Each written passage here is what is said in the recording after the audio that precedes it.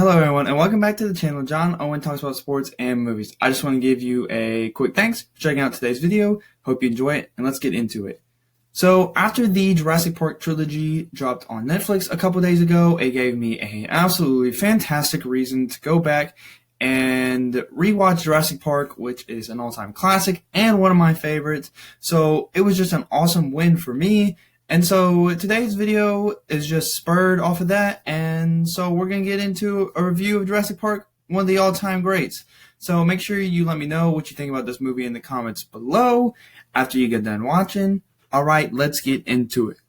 Alright, so let's just give a quick breakdown on the movie. So in 1993, Steven Spielberg's Dinosaur Adventure dropped in theaters, and just without giving any away plot details in the movie, I mean, this thing was a smash hit. The first movie to ever make $1 billion at the box office, critical success, raving reviews.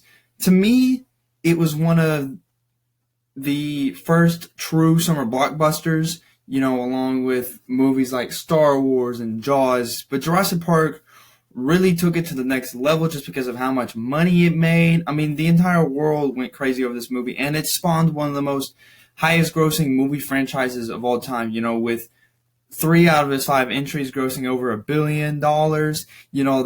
That's very good. That's awesome. I mean, you can't complain about that.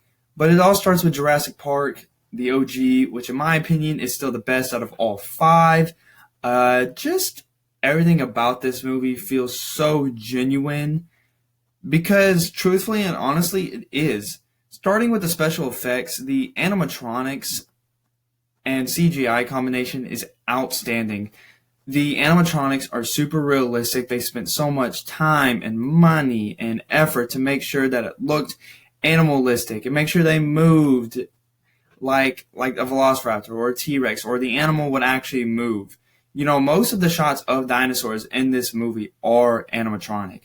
So the way that they're able to tilt their heads and move their eyes and their tails and their legs and their arms and everything, it's just beautiful, and it really gives you a very immersive experience.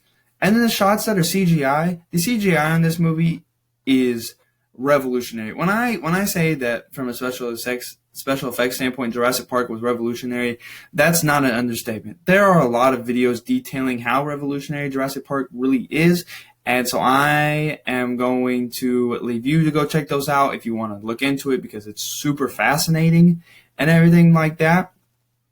But just the effects still hold up to this day, especially some shots. It looks like it was made today.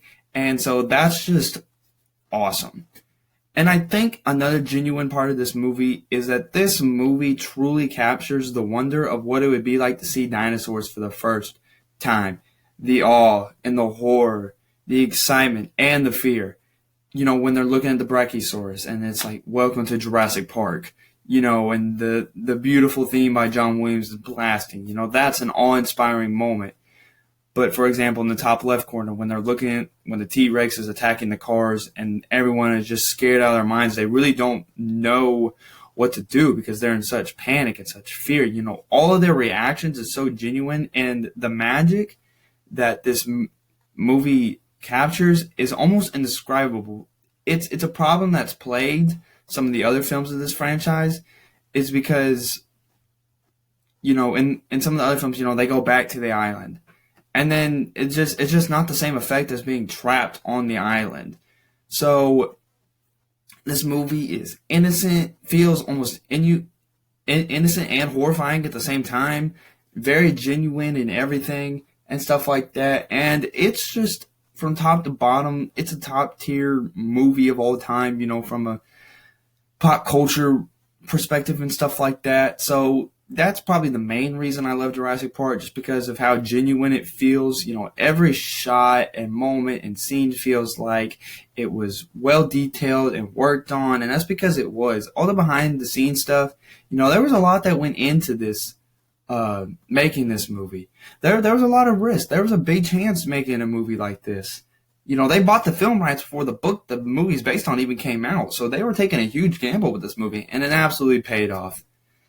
And so some more specifics about the movie that I really love, first off, the dinosaurs. The dinosaurs are not the bad guys in this movie. They're their own characters, and they're the driving force.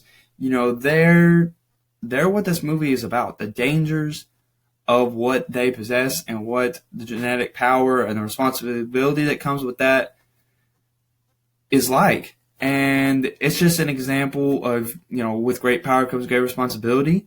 And as Dr. Alan Grant, or as Ian Malcolm says, they're wielding it like a toy gun, and it comes back and bites them in the butt, or in other places.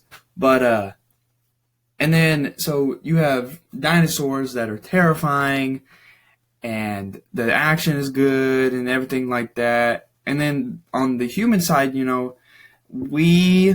these characters are likable. Obviously, they are not just the most dynamic or well-written or introspective characters we've ever seen. They're not just super complex.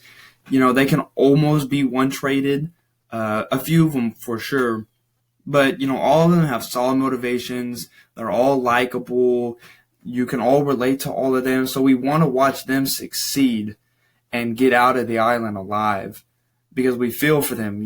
We can try to put ourselves in the shoes what it would be like to be chased by dinosaurs like that and everything like that. So, Dr. Alan Grant, his arc throughout, I feel like he definitely gets the biggest arc, going from kind of this hardened archaeologist to more of a softer role model role with Tim and Lex. I think he definitely exhibits the most growth. Dr. Sattler is a strong female character. Thumbs up, everything like that. Not that she's defined by being female, but that's what people like to talk about, so I'm going to throw that tidbit in there. Ian Malcolm provides most of the comedic relief, but at the same time also adds a lot of the depth and deep thinking behind this movie and the ethical questions it poses. Tim and Lex, they both are likable. They both provide and prove to be useful. They're not just helpless kids. They're both very useful in the survival of the group. Dr. Hammond, you can feel his passion and his drive to make this thing work, but ultimately he's naive, and he fell for the illusion. He fell for the trap. So you do feel bad for him that he spent all this time trying to make this thing work, and it's just not going to.